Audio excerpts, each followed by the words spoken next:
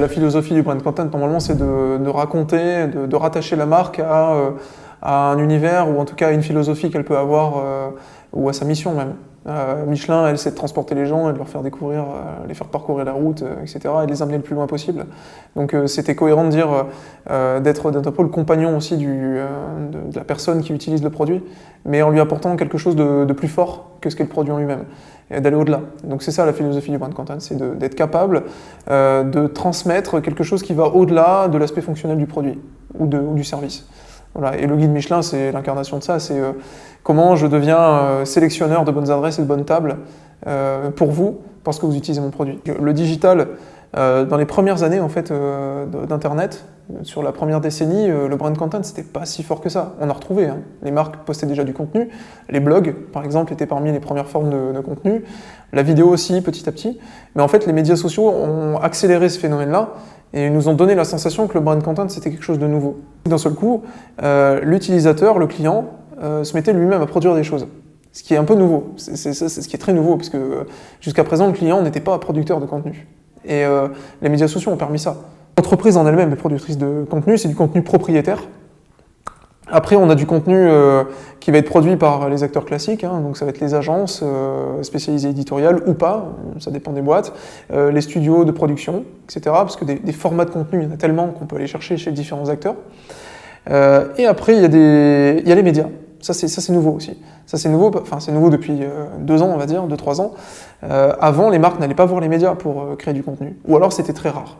C'était réservé à de très grosses marques. Donc, il y a des marques qui sont devenues des médias. Le plus connu, c'est Red Bull. Il y a Leroy Merlin, qui est devenue elle-même un média, puisqu'elle a un site, une émission, enfin voilà, c'est devenu un média. Et il y a les marques qui viennent chercher les médias pour s'enrichir, parce qu'elles savent que les médias, c'est les meilleurs producteurs de contenu. Et après, il y a un dernier type de profil qui lui aussi est hyper à la mode depuis un certain temps et qui accélère vraiment chez nos clients, notamment.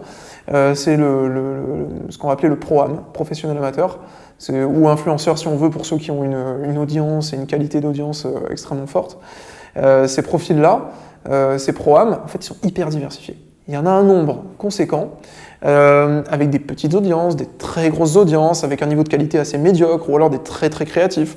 Et en fait, il y a un panel disponible de compétences qui est assez large. Il y a aussi ceux qui sont professionnalisés, c'est-à-dire qu'ils ont un statut, ils peuvent facturer, ils peuvent produire, comme des pros. Et après, il y a ceux qui sont un petit peu des amateurs, et qui n'ont pas de statut particulier, qui font ça parce que ça les passionne, et qui rêveraient ou aimeraient faire des collaborations avec des marques, en gros, parce que ça peut rapporter de l'argent et puis ça amplifie tout ça. Ces profils-là, ceux-là, ils ont énormément de potentiel. Pourquoi? Alors déjà parce que ils ont la capacité, ils le prouvent, en plus tous les jours dans ce qu'ils font, à engager une communauté. Donc en fait, ils n'ont pas besoin d'arriver et de se vendre.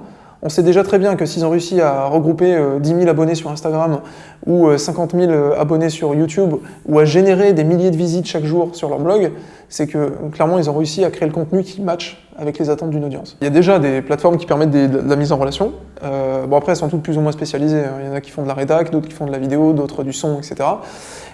Généralement ces plateformes-là, qu'est-ce qu'elles font? Elles vont voir d'abord des professionnels, on va dire, qui sont déclarés comme des freelances ou des studios ou des agences. Mais je pense qu'on passe à côté d'un marché avec ça. On passe à côté vraiment de l'offre créative qui est disponible.